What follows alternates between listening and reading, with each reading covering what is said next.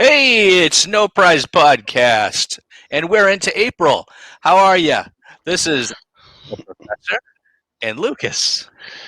Man, glad to be here. Glad to be here. This is at that point where it was either, hey, we're here and we're surviving, or hey, it's total apocalypse. So looks like we survived it. Yay, man! We're gonna a You're, year I'm, later. I am proud to announce that your boy, the Professor, has become a member of the vaccination army. I got vaccinated last week, and All I'm right, ready all to bring right. on summer. Yeah, bring on supper too. Bring on summer. Bring on the get rid of the social distancing. Take the freaking masks off. I'm ready. I'm Oh, not don't do that catching yet. Don't anything. don't don't take the mask off yet. Don't take the mask off yet. Mm-mm. No. Ah, No. I mean, I understand. I understand. Even though I might not be able to catch it, I can still spread it. So I'll keep my mask on until you know our fearless leaders say we can take them off. So oh what's going man, on? yeah. I got myself one more week. Next week, I should be among the vaccinated as well, Nice. which would be great because right now people are starting to try and ramp up conventions, right? So that's going to Oh be my God, interesting. that is what I want. Like I can't wait.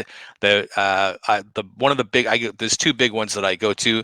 I go to Terrificon down in Mohegan Sun in Connecticut, and I go to Rhode Island Comic Con. And sometimes when I can get up there is Boston. I don't really like Boston because I don't think the venue's big enough, and it's always super crowded. Well, they're Mm, all super crowded. Let's face it, right? But Boston seems to be the hardest to get to and get around in.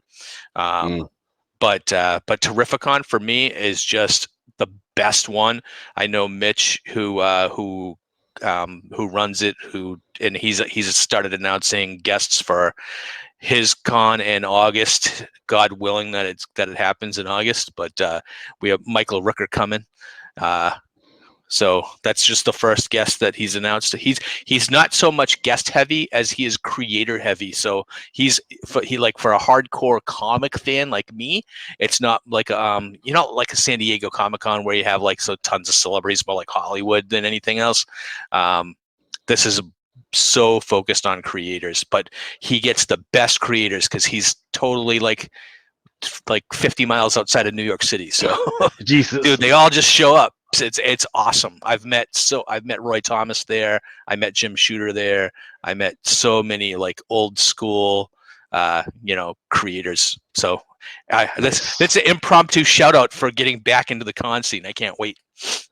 So, Can't wait, man. We can, and it's about time, right? Because the fans yeah, need it. Some of those retailers, they need it. They need something to yeah. get people The happy and creators excited. need it. The creators need it. I mean, if you've, I don't know how many creators that you talk to on a regular basis, but I have friends that haven't been outside their home in a year plus. You know, uh, Right. my friend Joe, he sits in his. I mean, that not let's face it. If you know any artists, it's not much different from what they were doing pre-pandemic. Sitting in their house drawing. But not being able to go out and sell their stuff, sell prints or get people to look at their work and actually like make an impulse buy. That's how these guys stay alive, man. And that's Yeah. it's tough. It's tough. So Yeah, I mean, I had no idea, no clue, right, about yeah, how much cons actually pars into what artists and writers do until this thing happened, right? And now yeah, all these artists and writers actually had time to sit around with me and we can actually talk, right? yeah, and then and yeah. they and then they just broke into it like, hey, for real, like, yeah, we get what little bitty chick we got, but the real meat and potatoes comes into going to the conventions and selling original art Yeah, or doing whatever we can, man. So, man, it is tough, man. Tough, yeah. tough, tough, man. All right, so let's get into some of the comics that came out this week. I know that we want to wrap up King in Black, which we've been talking about for literally months. here on No Prize Podcast with probably the one guy on this planet other than Donnie Cates that could really kind of put everything together and explain King in Black to me is Lucas. Uh, So with his spreadsheets and his like forensic discovery of characters and little threads going from here to here and telling me what's important to look out for. Tell me how King in Black ended. Were you happy? It seems like it ended almost as quick as it started, right? It was right. like it Yeah, gone, like all of a done. sudden, right? So yeah, here's what I will do. And so first, let's give credit to some of the main people that had anything to do with it, and that's Donnie Cates, Ryan Stegman. He did a lot of the interior work for this. Um, JP Myers and Ryan Stegman on this, Frank Martini and Jackson Keith, VC's Skeleton Close as the letterer. Let's not forget that Al Ewing did a lot of big work when it comes to the theory on this stuff. Sanishi Coates, who actually added some of the other stuff, and the list goes on and on and on. As far as some of the big artist writers that were working on this, Hmm. and here's what I will say. I'm going to give these guys a wide berth on how much of a poop show this ended up being, right? Because I see the vision. I saw the vision of what they wanted to do, Yeah, but the timing was just so jacked up. The Because right now there have been books that were connected to this thing that ended a month ago. There are right. books that are connected to this thing that are not scheduled to close for another month and a half. Think about that. Yet Yeah. here is the main book that's ending right here in this week. In fact, see if I can blow myself up. There is this book, right, which was the King in Black Handbook, right? Yeah. This one came out maybe a month ago, maybe 3 weeks ago, or something like that. This was supposed to be like, hey, read this book and then figure out what's going on and get some type of understanding what's going on. And then they've got this nice thing in the back, which is really pretty good. I like this, right? Hey, if you don't want to read through this, at least go to the back of the book and see which characters are going to be tied to this, right? And which might be important now or important later. And Can you open up and let the people see the inside of the book? Because if you yeah, remember the old official handbook of the Marvel Universe, that book is done in the same format, which yeah, is right, really kind of a fantastic right, format, and right, it's kind of like a throwback. right. So they've got who the creator was of this, all this. They got little kind of stats, right? They got the history, right, which is really good. They got any connected characters, right? Um, let's see. Let's go to. I mean, some of these characters have like 2 or 3 pages. Some of them have like half a page, right? Mm. Which interesting is that some of these characters actually have like stats, which is weird. Yeah, no, but that's the kind of thing that I was cool. The old official handbook of the Marvel Universe attempted to create kind of a power set, like who's stronger than who and who's faster than who. Um, Right. and I liked that because it gave more feel to it. Except everything's open to interpretation, right? So, Right, you know, exactly. And this was supposed to be the thing that clarified, like, hey, this person is more powerful than this person, and this is why. And then, unfortunately, it's not clear enough, but actually, it is a little bit clear. So, right over here, those are the notes. So, even if you can't read the whole book, just at least jump to the notes, right? Um, and read why what they think is important about that character. And then of course always important is that, and it's not on this particular page, it might be on the next page. Oh, actually is yep, there we go. First appearances, right? Because there's oh, always, okay, yeah, there's always a battle inside the community of what's the first appearance of this one, and nope, this is where it clarifies what the first appearances. So also in here, me go to this one because remember the big theory or the big myth about what's going on with Null is that he was at one point battling this god, right. right? They never. So here's where it gets dicey for me because I had the theory and I know that everything that they were pointing to was supposed to be all about it. was that the Thor either has a great great grandfather or there's this other guy out there. His name was Bor, who was attached to this, who's most likely was this, right? And they had the whole Valkyrie. They had this whole Valkyrie story about it. They had this Thor #5 story about it, about what's going on. I was like, oh, okay, this is definitely going to connect to it. Well, they didn't have enough time to run through that story and connect it. There was storylines regarding Acer, which is where King Fraja, that was Thor's natural mom until Avengers. Don't get me You started. know what? We're gonna have to talk about that as well. We're gonna have to run through that as well, right? Yeah, Um, yeah. uh, so there's all these other little pieces out there. So once again, you go to the back of the book, you see all the little characters, all black, anti-venom, Big Mother, which was really interesting, right? Because Big Mother was around even during the time of Conan, which is what made Conan so interesting. And actually, I started pay because Conan would come in, I'd be like, whatever.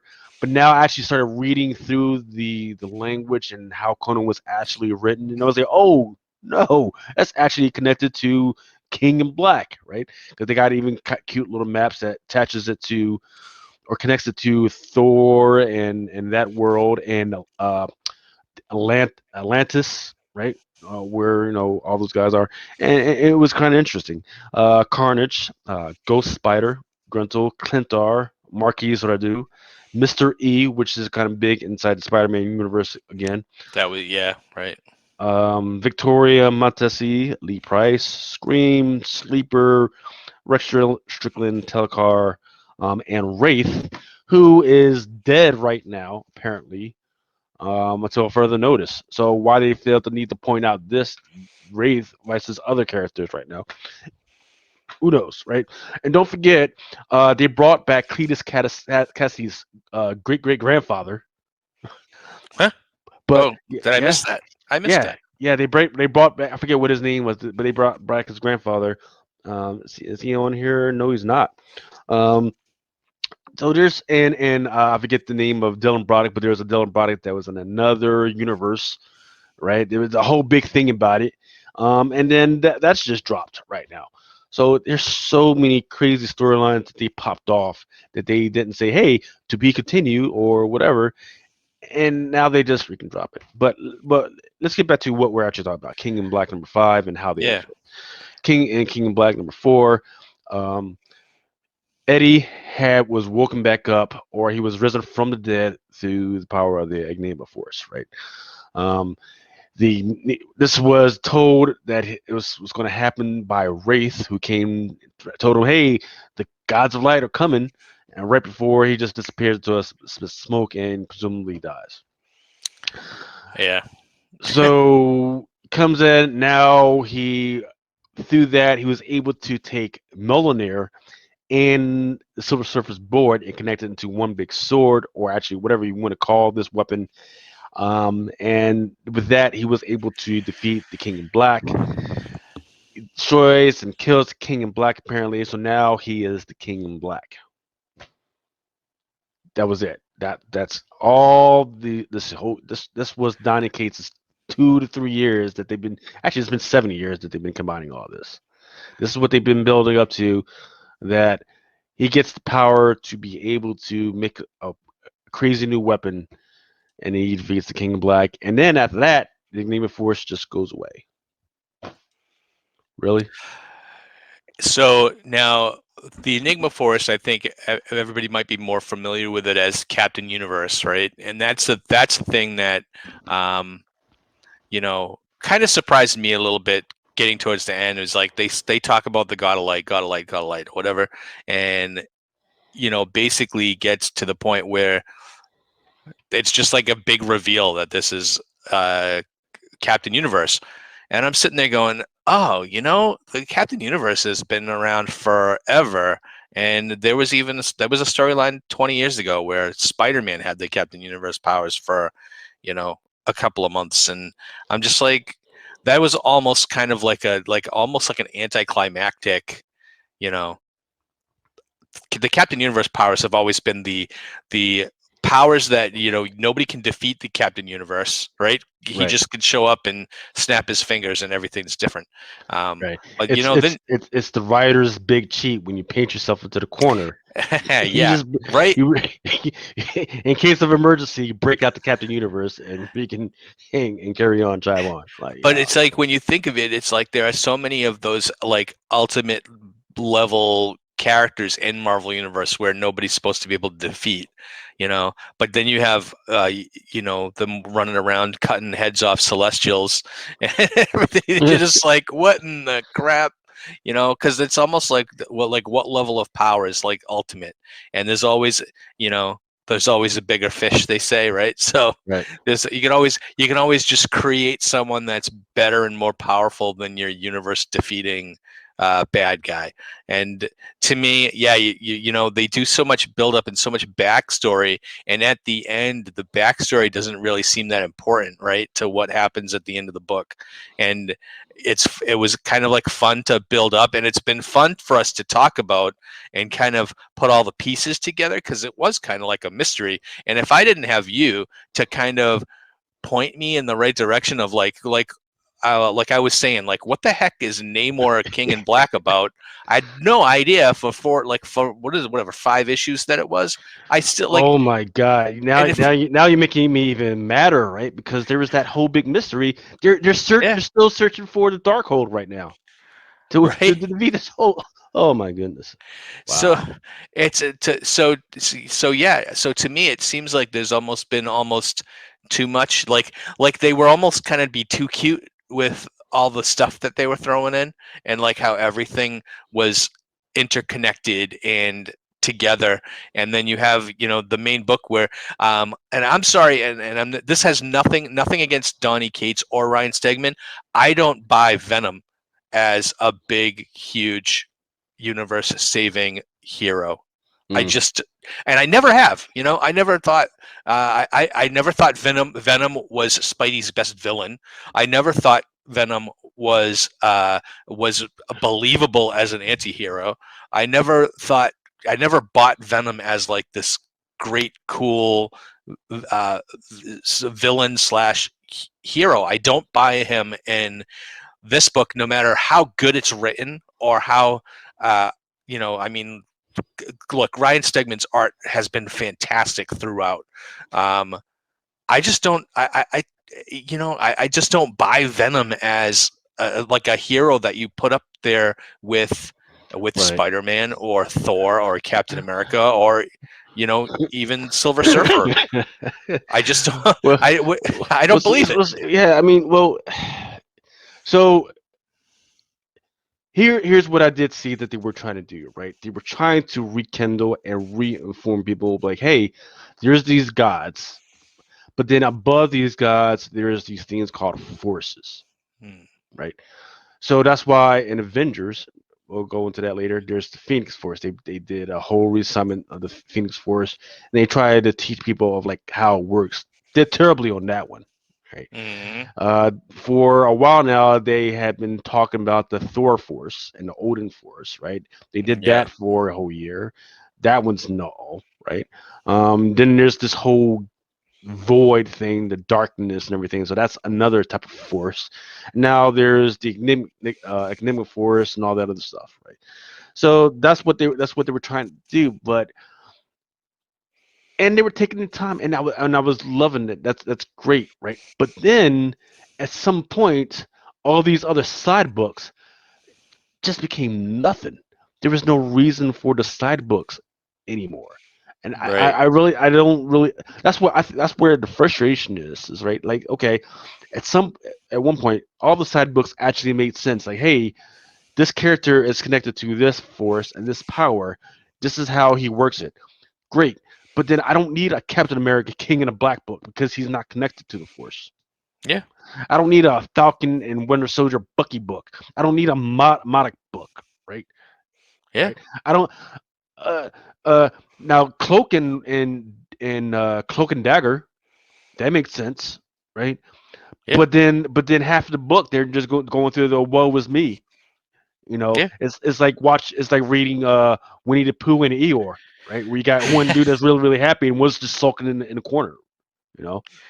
Yeah, I think a lot of the I think a lot of these side books, just because that they had like a Venom, a symbiote dragon or something fly through the book, it's a crossover.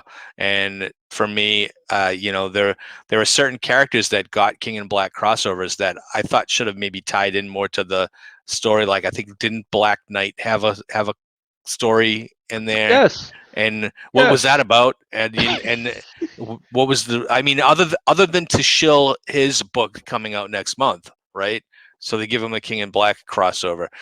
Union, which was supposed to be an Empire crossover, that got hmm pushed to King in Black, which didn't even figure into the whole story at all. Black Cat had a crossover just last month and was was really just because some symbiotes were running through the streets, and that's it.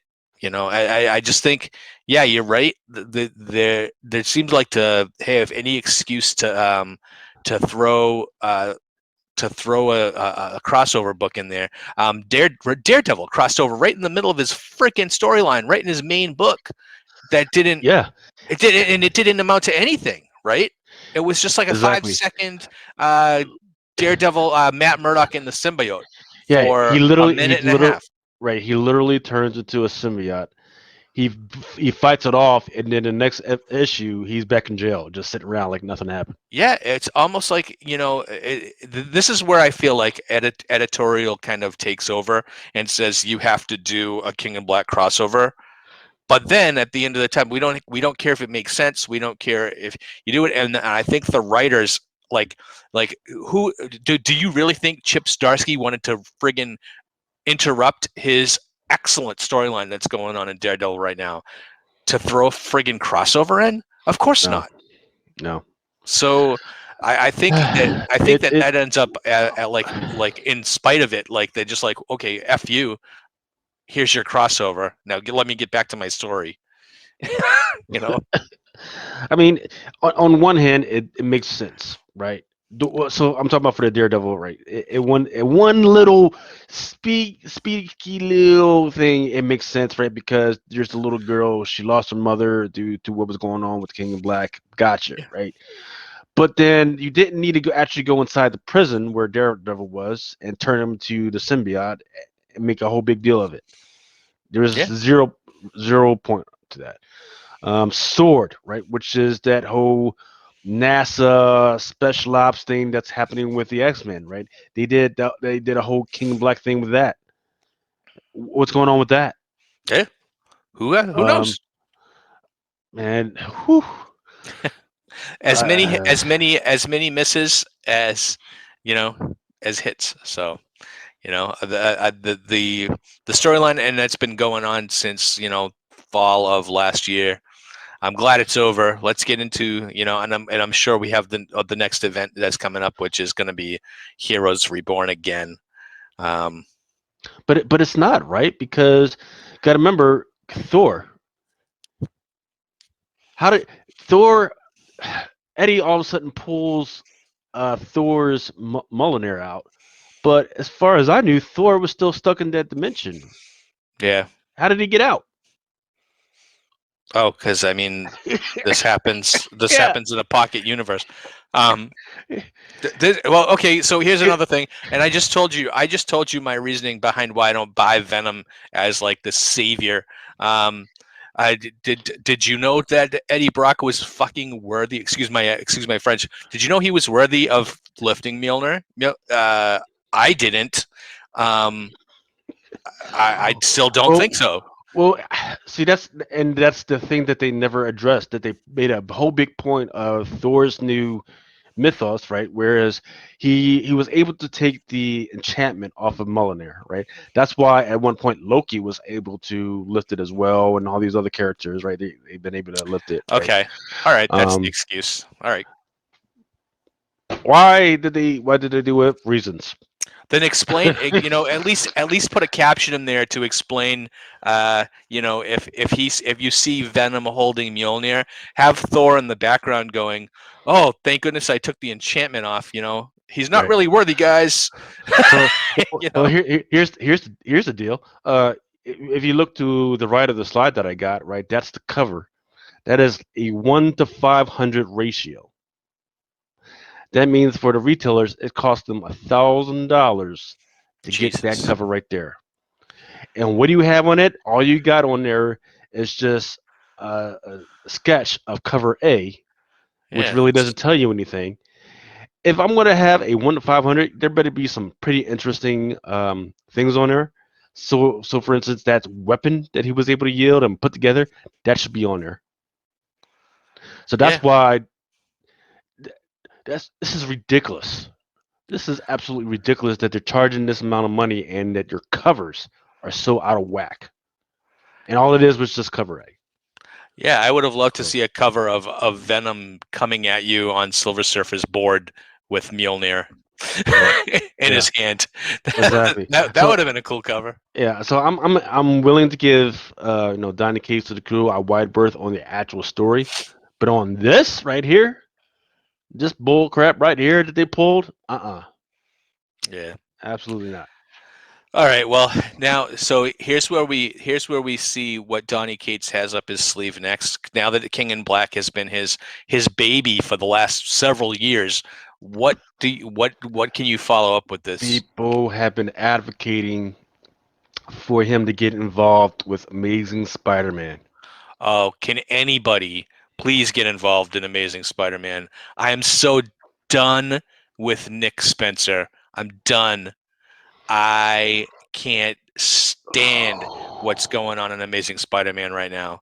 It's it's shameful, really, when you think about and how convoluted was this issue, where at the very core of this issue, and you could tell by the cover, you have like a Romeo and Juliet type story between Randy and Tombstone's daughter. I can't even remember her name, but she's the new Beetle. But they've been kind of running around for the last several months, having this relationship. And I will give credit for Nick Spencer for bringing back old stories from the '80s.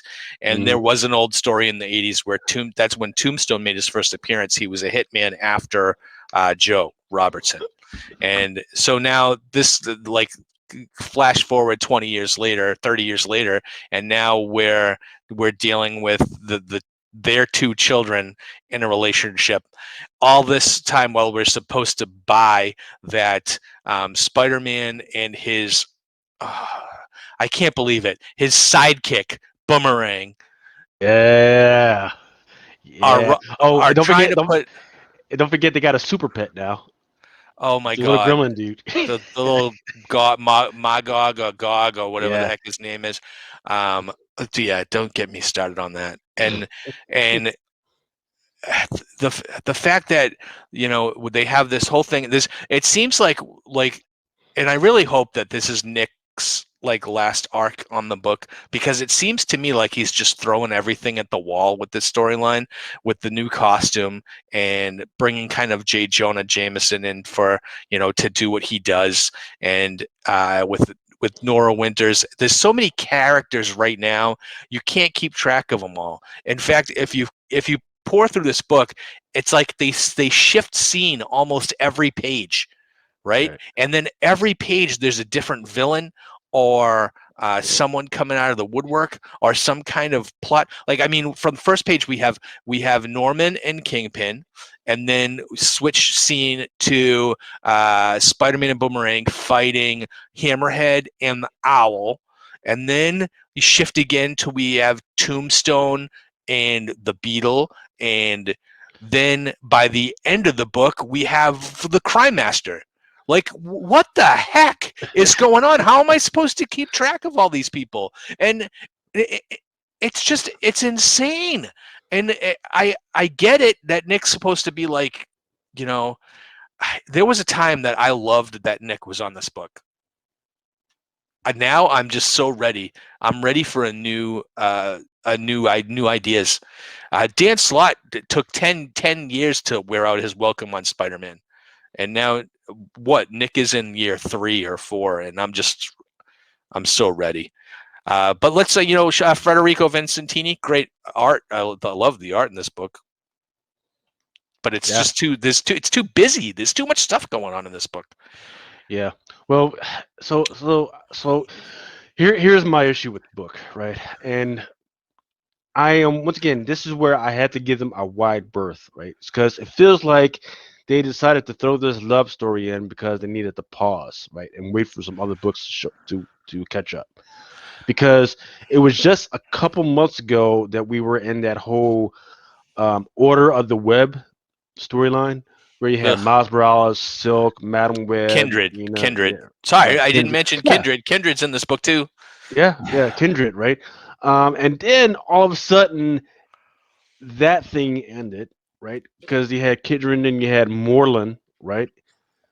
Yeah. Moreland just showed back up, right? And then okay, now we're switching avenues. It's like okay, and then I was disappointed that they went off of that because I could see where they were going with that. And they're like, okay, now we're going to do this, and then they said, okay, now we got the tablet of life and destiny. I was like, oh, okay, gotcha, because this connects to the King in Black. Gotcha, makes sense. Fine, I'm down with it. But here's the problem: now they've got this whole Romeo and Juliet storyline, like you said, Hmm. and but the whole life and tablet thing was is kind of in the background. There's like nothing happening. Look, if you look closely, they've got the life and death tablet freaking taped up, right? Um, Yeah. this was What's up yeah with that? yeah. I don't know, man. I don't know. This is that's been a storyline that's been happening since like the '60s. Like I'm dead serious, like Yeah. 1963. Yeah. For Volume One Spider-Man. So, but and in fact, I broke it down in a few episodes ago, like what this means. What this means for King of Black. This is a huge freaking object for King of Black. This is a piece of a thing that Namor is currently looking for right now. He's currently headed to Lemuria. They're currently looking for this thing right now. It was like, okay, this makes sense. I love this. Let's do this. But this whole thing with this whole Romeo and Juliet thing where they come on guys, get a hotel room. Get a hotel room, right? Yeah. Um, especially once again, Nick Spencer, I see maybe this was another storyline that he wanted. This was should have been like in the background or some stuff, right? Yeah. And the thing about it is maybe, and I've seen this all over the place. Marvel is trying to move towards, hey, look what manga is trying to do. They are intermixing romance along with the storyline, so let's do something like that. So Nick Spencer, not really understanding how manga works, put this in there, right? Because okay, girl likes guy, guy likes girl, right? But in his mind, girl likes guy, guy likes girl. They kiss immediately. No, no, they're supposed to see each other in the hallway and then think about each other for like the next year or so, right? Before they even hold hands. Hmm. And this one, they're out there making out, freaking doing whatever, doing the nasty on rooftops. Well, they just in this issue they showed their first encounter, and the beetle broke into their house to kill Fred, to kill Boomerang, and runs into Randy, and they end up knocking boots right there. Like first encounter, like just he's sitting there eating a bowl of cereal, and he looks and he goes, "Oh hey," and then her costume's off. So so Yeah. so what the heck, Like, you know? yeah, nah. I mean, we are already at the argument phase for this relationship. Huh? Oh Huh? yeah, I you told me you were gonna stop robbing banks, right? yeah. That is the argument phase that happens in this issue. Like she's like, and my friends told me you were going to try and change me, and they're going back and forth. I'm like, whoa, whoa, wait, you didn't even. This is this should be. I should be having more conflicted emotions about what's going on with them arguing back and forth. But you know what? I can't because I don't care. There was no build up to this Yeah. relationship. There was no build up to what they have. There is no there is no support. Like, hey, he supports her, what she's doing, she supports him, and she. There is no at some point where. So you brought up a great point, right? He thought that she said this. She thought that he meant this. I have Hmm. never seen them talk about this in any of the issues. Oh yeah, it's like a relationship in fast forward. Next So issue they'll be broken up, or one of them will be dead, right? So Maybe this both of them will be dead. right. So this could have worked as a pause, but they didn't do it correctly because it's just missing. It's just all of a sudden they're in this thing. Now they're all of a sudden fighting. Yeah, and then, and It's this whole background of Spider-Man with the new costume, that just seems like something that's happening. It doesn't seem like a plot point at all. It's just like, oh, he's got the new costume with and he's getting likes on Instagram or whatever. It's that. What's the point? I mean, Spider-Man's always been that menace uh, out there on the papers or whatever. Anyway, what does he need this for? It's not like he wants to be a social media darling, right? I don't right, think Peter doesn't care about that. So that to me is just like, where's this going?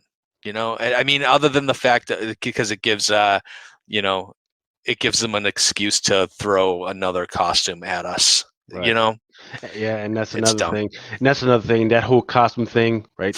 He's just all of a sudden just given a costume. Where in cartoons and in manga and all that other stuff, the key character has to earn that. Right Yeah. there's a transition phase where the character earns the right to it and then learns how to use it. That way we are learning and earning the right to understand that costume along with the character. It was just in this one, it was just two panels. Oh, and now he's out and about freaking fighting supervillains. Come on now. Oh, yeah. And look what it does, and be surprised at everything. Yeah, to me it seems like he's like Nick has these ideas, and it's just almost like it's diarrhea on the page. He doesn't flesh anything out. And to me, if it's diarrhea on the page, it's diarrhea when I'm reading it. So, um, I don't know. I'm I hate saying it because I love Spider-Man as a character, but this is really kind of the only place you get amazing Spider-Man is Peter Parker, right? Yeah, it comes out twice a month, but I'm Oh, just it's about to come out more than that because I think next week is going to be the Spider's Shadow. ah, So it's going to be what if Peter Parker allowed Venom to take over instead of I just don't being a know. costume. I just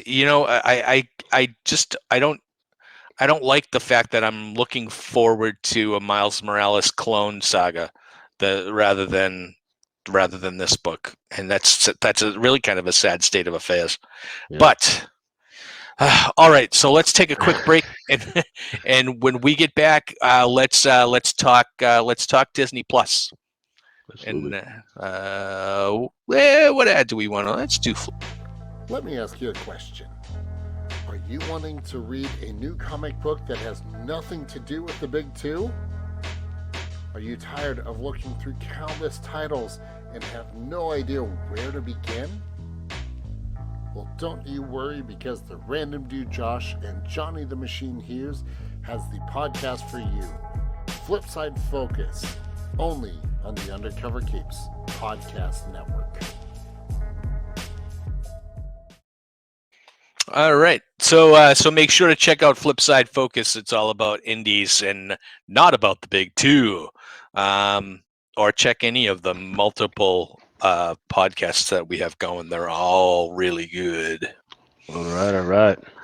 All right, so Disney Plus, man. Hey, before we get into Falcon and Winter Soldier, episodes 3 and 4, they dropped a new trailer for Loki this week. Right. Did you see it?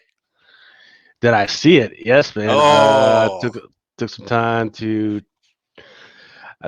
check it out, and of course, it looks great, right? oh, Looks it looks great, and amazing. yeah. So I haven't had a time to really go into analysis on each and every single piece, but I love what's going on right now. They mentioned the time travelers, right?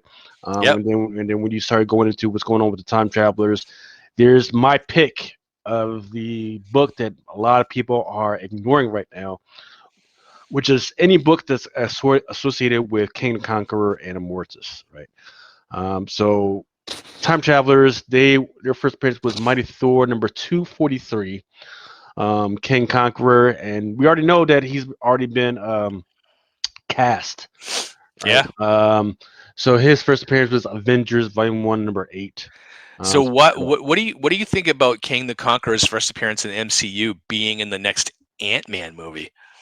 really? Don't you think? Yeah, his Mm. that's he's been cast in the Ant-Man and the Wasp Quantumania, which is the movie coming out, I think not till 2023. Yeah. But such a So, big so that he's the next big baddie, right? Right? He's not. right, He's the next. He's the next Thanos. right. Uh, So yeah. So it makes sense. So here's what they got to do. They've got to take their. They're going to take their time because they need to build it up, right? So once again, my theory is the way that Marvel works is they take the time to build it up in the comics first, right? They give them appearance after appearance yeah. after appearance. That way, that when they finally give him his own like one shot, it kind of corresponds inside what's going on with the movie, some way, right? So, for instance, the Red Guardian was showing up all of a sudden. Madam Mask, and I'll get into her a little bit when we go into the Falcon and Winter Soldier stuff. Um, and there's all types of characters that they've been pulling and pushing. Oh, even MODOK, right? They've been Yeah. pulling in and pushing every once in a while to get people to say, "Oh, this is kind of who this was," and so it's not just thrown on them, right?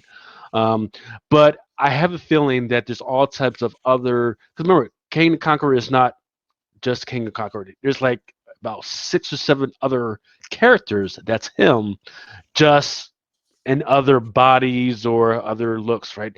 So they're most likely sprinkling that in um, amongst other TV series. So, for instance, I have a feeling that in WandaVision he's already there.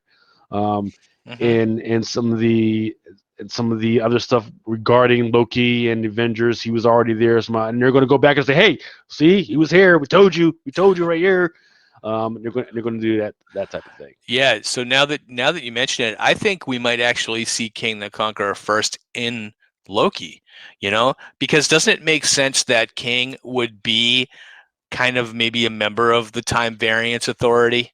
Yeah. That kind of that maybe goes sideways maybe, um, because this whole the trailer reveals that Loki gets uh, apprehended, let's say, by the Time Variance Authority. Last time we saw Loki was in Avengers Endgame, right, when he grabbed the Tesseract and disappeared, which at the time any Marvel fan that realized this was like, oh, Loki just messed up the time stream. Right. Right. When that happened in the movie, that's exactly what my thought was. I was like, oh, he just messed up the time stream, but then they never went back to it. So I Right. was like, Right. oh, okay. So that's going to be future stuff.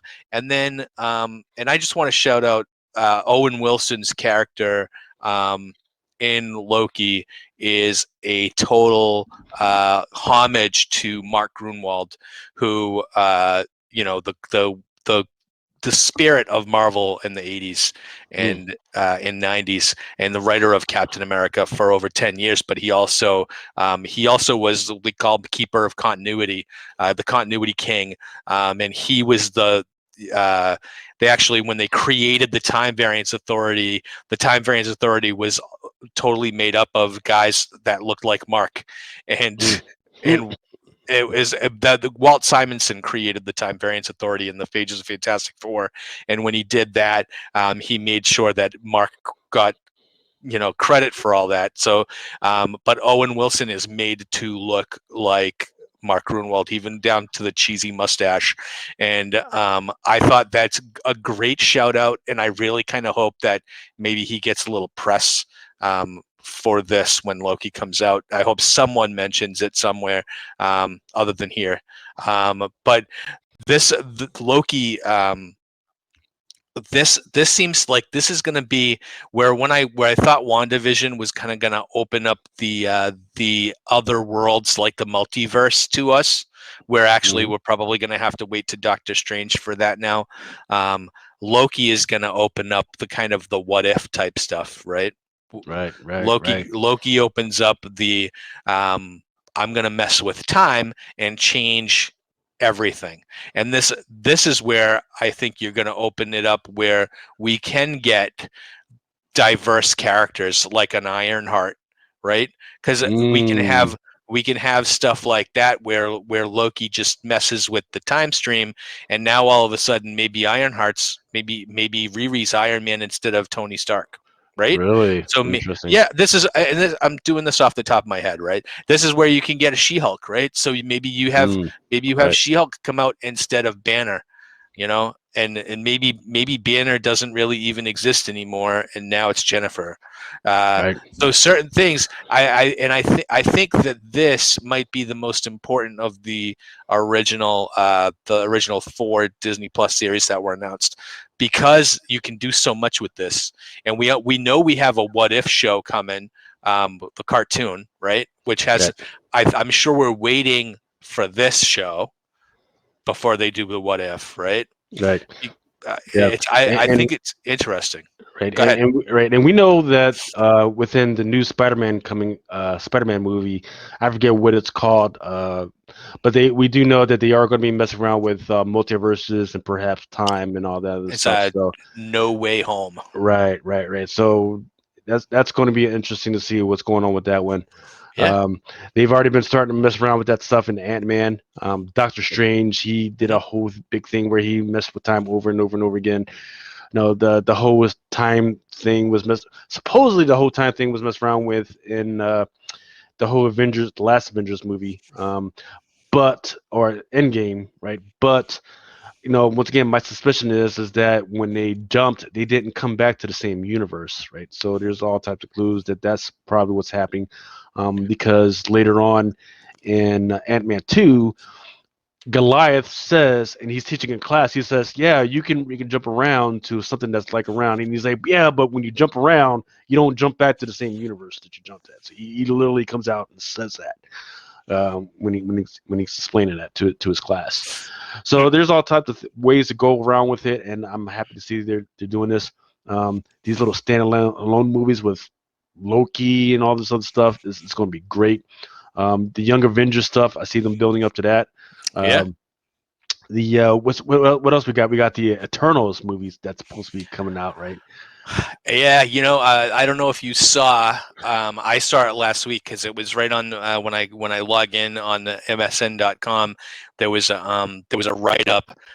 Some Reddit user apparently saw an early screening of the Eternals movie and spoiled it on Reddit, like scene by scene. Like it was terrible, even down to the post credit scenes. And of course, silly me. I dove right in and read the thing. And it seems to me, I'm not going to spoil anything here, but I might go out on a limb and say this might not be the time for an Eternals movie. And when we get this later on this year, I'm not sure if this is going to be the first bomb. Right. So, a month ago, I think I talked about this, and I actually referred to this on Drunken Chat. Was that there was a panel that had actually seen the movie, and they had panned it. They said it was terrible. They didn't understand what was going on in between the stuff of Ant-Man and Guardians of the Galaxy. The time has been too separate for them to try and pull this off. Right. Yeah. So when I started hearing that, and I haven't even read that Reddit thing yet, that's when people started getting nervous about this movie and about the whole thing of cosmic gods and all this other stuff, right? So I was like, okay, that's getting interesting because that's what I was hearing. Marvel executives getting kind of antsy and pantsy.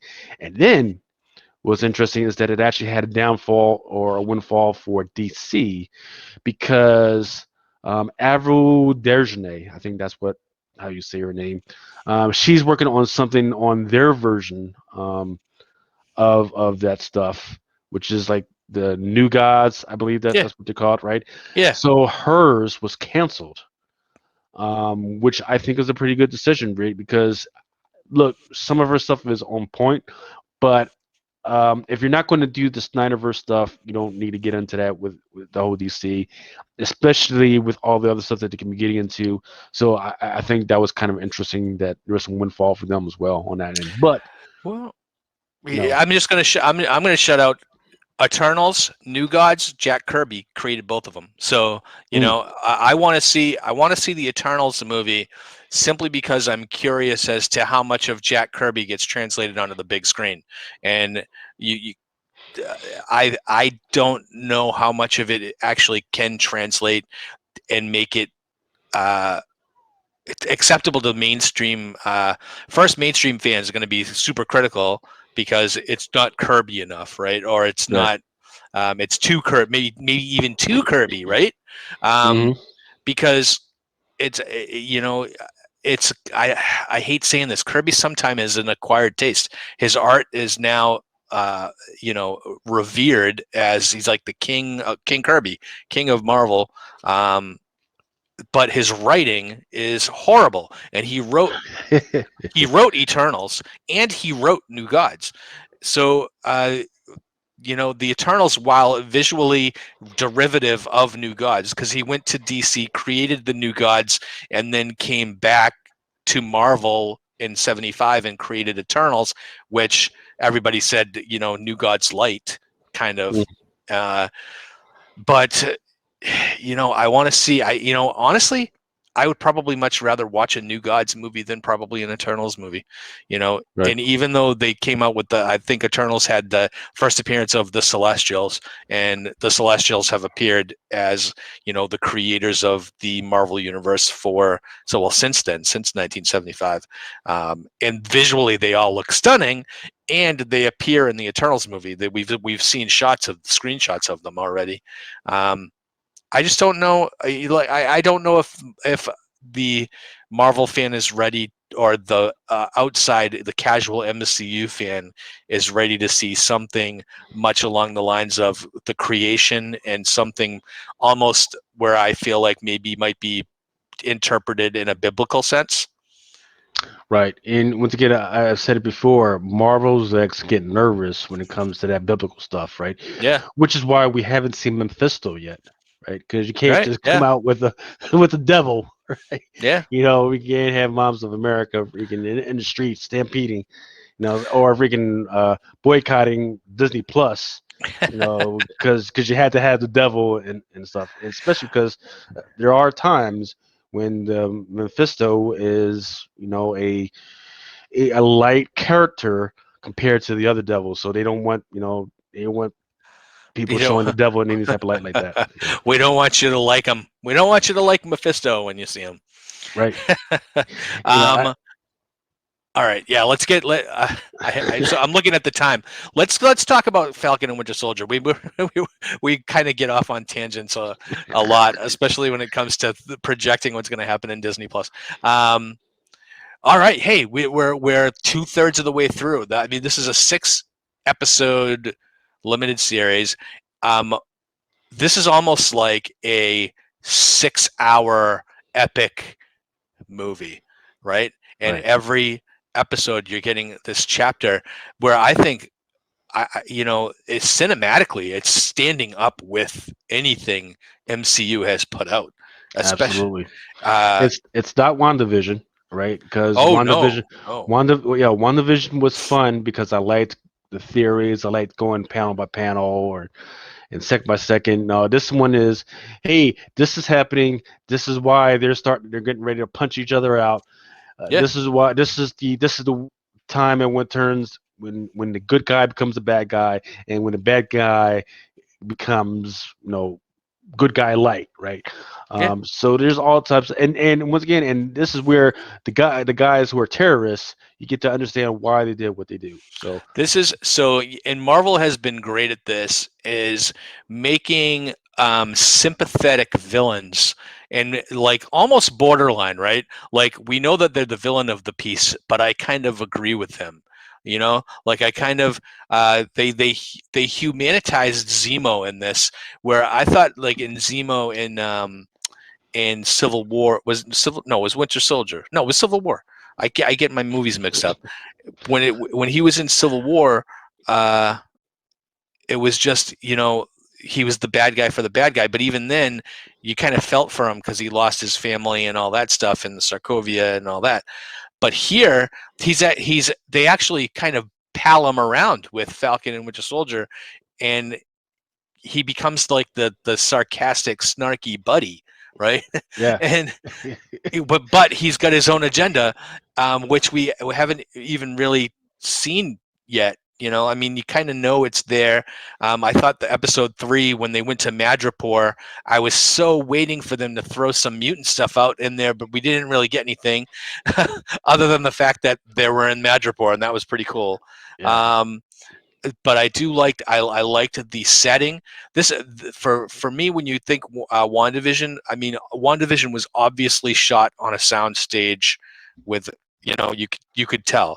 This is big movie cinema. This is A-list type, big budget stuff that's happening every week, and I love it. I love the characters they introduced. I love Carly Morgenthau. She is such a sympathetic character, right? She is someone that you can totally get behind, and fact of the matter, you see Sam get behind her and say, Right. this is, you're, I agree with you, but this isn't the right way to go about this. Right. And the same thing with, Winter Soldier, the kind of like Sam and Bucky, almost kind of like different parallels, but they feel the same way, but they go about things differently. And I just love I love the characters they introduced, bringing back Io at the end of episode 3, and then have the Dora Milaje just rip it up in episode 4 was It was amazing. coming. It was coming. It was coming sooner or later. As soon as they started talking about, well, do you think you could just have this guy walking around? Right. They killed their king. You could just have him just walking around. Is that what you think is going to happen? Okay, let's see how this works out. It made too much sense. It made too much sense. You had to do it. So we get Emily Van Camp back as Sharon Carter for episode 3, and then she's gone for episode 4. So I don't know if she turns back up. Maybe she was just around for episode 3. But I thought her placement in Madripoor, and they're explaining that she's running from the government ever since she stole the shield, and I'm just like, oh man, Bucky gets a pardon, and they didn't pardon her. I was like, damn. And then you get to John Walker. What, Man. this, he doesn't get a lot of screen time in episode 3, but this, and we talked about this last week about where his character arc was going, and we knew at some point he was going to take that super soldier serum, and when they had that scene where when he threw the shield against Zemo's head, Yeah, and just took him out, that was way harder than I thought it needed to be. for the special effect, right? I mean, it looked like that thing should have taken the top of his head off. Exactly. Otherwise, like, what is it? Remember, this is supposed to be one of the strongest metals out there. Yeah. Yet it's light enough that you can fling it across the room. Right. So shouldn't it have like a sharper edge enough that you can just kill somebody? Well, I mean, slice them open. At least. They've shown several times, even in that episode where he throws to get stuck in the wall, right? I just when that thing came and clocked him in the side of the head, I went, "Oh shit!" like out loud, and that to me, and then of course, and then you knew he was taking one of those serums, right? So when Zemo was crushing them all, and like you knew, I'm like, I know there's one left, and he's gonna grab it. And then, but what happened next was off the hook, and I wasn't expecting it, and that was when Lamar gets killed, and then he flips, right, because he's already taken the serum, and he's gonna have the roid rage, right, and and then he just goes out, and and then what I was saying earlier, and I mentioned that this has kind of taken a turn and was very reminiscent of The Boys. If you watch the first couple of seasons of The Boys, he takes this Homelander turn at the end, and he uses the shield in a way that no one has ever seen Cap use his shield, and the visual at the end that was how the episode had to end. Right, With pure political commentary, right? yes, I mean, this is set up for like the last 2 or 3 episodes, right? Because yeah, they even mentioned, I think it was either number 3 or it might have been this one, where they mentioned where there's somebody was conversation, and it was like, hey, would you take it? He was like, well, you could take it, right? Because all the super serum does is makes you more you, right? If you yeah, were an a-hole before it, you're going to be a even bigger a-hole afterwards, right? So that's what this was really building into, and they were really going into this, and then there's so much even political semiology and coming into this, because um, the stuff about the African American experience, and yeah, they're talking about this, right? And then this one was like that. This is what we're talking about, right? Because you got to remember, right before John Walker runs out there and kills a dude in the streets, they were having a yeah, big battle inside the building, right? Nobody yep, sees that. Nobody sees that there are people that are freaking fighting for their lives, and that there's a whole big context to what's going on. They don't see that. All they see is America, Captain America, who has hmm sworn to save people, just kill some random dude out in the street, and the dude saying, "It wasn't me. I had nothing to do with this." That's all. And they just see him freaking go shoot. Right? They yep, don't. They don't even see him. They didn't even see. They didn't even see when the dude picks up this heavy concrete trash can and throws at him. yep. They didn't even Uh, see that. All they see is him just getting swacked, and that is perfect political commentary for the U.S. military experience. what even makes it more poignant was the fact that they did that circular pan at the end of that, with just showing the crowd with all their cell phones out, Yeah. like we got you, like, Right. and that was telling. And the fact that you had Sam and Bucky just sitting there staring at him like, we can't believe what we just saw too. And that to me was, in a show that has been just so filled with imagery, kind of like symbolic imagery, and the messages that they were trying to kind of portray. And what does Captain America, or what is the spirit of Captain America, what does that mean to different people? And what Mm. have I think they've been doing an excellent job of saying, Captain America meant this to Bucky, Captain America meant this to Sam. And then every character has their this is what Captain America means to me moment. Baron Zemo's this episode, when he just sees all the super soldier serums laying on the ground and he starts stomping on them. I was like, that's what Captain America means to Baron Zemo. Mm-hmm. He doesn't Because want any more of them around. right, And because he talks about it over and over again, and he's like, the problem with the super serum and these superheroes isn't necessarily that they save people; it's yeah, what people treat them like. Right? They start to treat them as icons and as gods, yeah, and then they just let them do whatever they want. yeah. I think this show is excellent. I think maybe there's times where it runs a little slow, maybe to the point of might be a little boring, to kind of, you're waiting for the big action piece to come in. Mm-hmm. They've spent the structure on this show is they do have one big action sequence per episode, which you kind of need to have, right?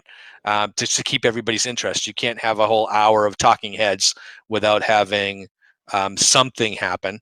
Right. So they do have a good big like action set piece in every episode. I think the flow works well. I like the fact that the episodes are longer than WandaVision by about 15 minutes a piece, right? So you're getting these hour-long bites of this movie. Uh, I can't wait to get to the end, because I want to watch them all back to back as a movie, because I really kind of think that they have specific editing points where they get to a cut, right? Yeah. But if I think that you could watch this as a 3.5 hour long movie at the end of this, and be just as satisfied as getting this this weekly kind of injection here. So Absolutely. kudos, Yeah. man. This is really I like this better than WandaVision, because I think it's more like big budget. Even though there's not really much happening as far as what's going to be happening in Phase 4 of the MCU. So I mean, and I'm wondering how much editing they had to do, and if they were going to throw any kind of elements of Black Widow in here, but they couldn't because Black Widow hasn't come out Timing. yet. Yeah. Yeah, Just timing, right? yeah, So, so what I will say is, the whole thing with Carly Morgenthau, right? That her yeah, whole arc is kind of interesting, right? The only thing is, inside the Marvel universe, there really isn't a Carly Morgenthau. There is a Carl Morgenthau. Um, yeah, and there's the organization of the Flag Smashers. Well, his alias was the Flag Smasher, so that's going to be yeah. interesting going forward. However, the last piece, right? Within the last, I'd say 5 minutes, there was an interesting thing where they got her putting on a mask, right? So I'm wondering if that's going to have anything going forward, because you got to remember, I am looking for when they start to introduce Madam Mask, and this would be perfect for them to say, well, yeah, we got that whole Market Thaws, man. Yeah, no, this is where Madam Mask starts right here, right? Because this would be the introduction of her European, upbringing, and then you're gonna be on her side once they actually introduce her into the rest of the MCU. So this would Mm. be interesting. This is where they start that. Yeah, yeah. Let's see. Now, where did you get? Are they definitely introducing Madame Mask, or is that just something that Oh you yeah, like a oh rumor yeah, you heard? oh Oh, yeah, okay, oh yeah, okay. oh yeah. We don't know who it's going to be, right? But we do know that they're trying to, right? Because it's supposed to be along with Taskmaster, right? Because she goes Yeah. right along with Taskmaster and all that other stuff. So we know at some point she's supposed to be there. It's just that in which TV series, movie, haven't heard where she's going to be in there yet. Okay. Cool. Because I like Madame Mask. I love her. I love her and Taskmaster, my two favorite villains right now. All right. All right. So, so be back with us in 2 weeks. We are going to wrap up Falcon and Winter Soldier. I can't believe 2 more episodes. We're going to be done. Next Mhm. episode of No Prize Podcast, we will just break it down for you, and we are, and then we'll be going headlong into Loki, right? Yeah. So, Woo. yeah, man, we're gonna this year, man. We're just getting so much great stuff after having a year off from the MCU. They're back with a vengeance. Yeah. So, Well, unfortunately, some stuff has been delayed. So, for instance, Venom 2, that was been delayed. well, Morbius, we've actually seen a couple of trailers for Morbius, and that's not. I don't even know if that's on the schedule anymore. So, Well, we'll see. We'll see what's yeah. going on, but let's get into it and let's get these combo conventions going, and then hopefully I'll see you guys out there. All right. Uh, we'll be back in 2 weeks, and until then, hope you get vaccinated and stay safe.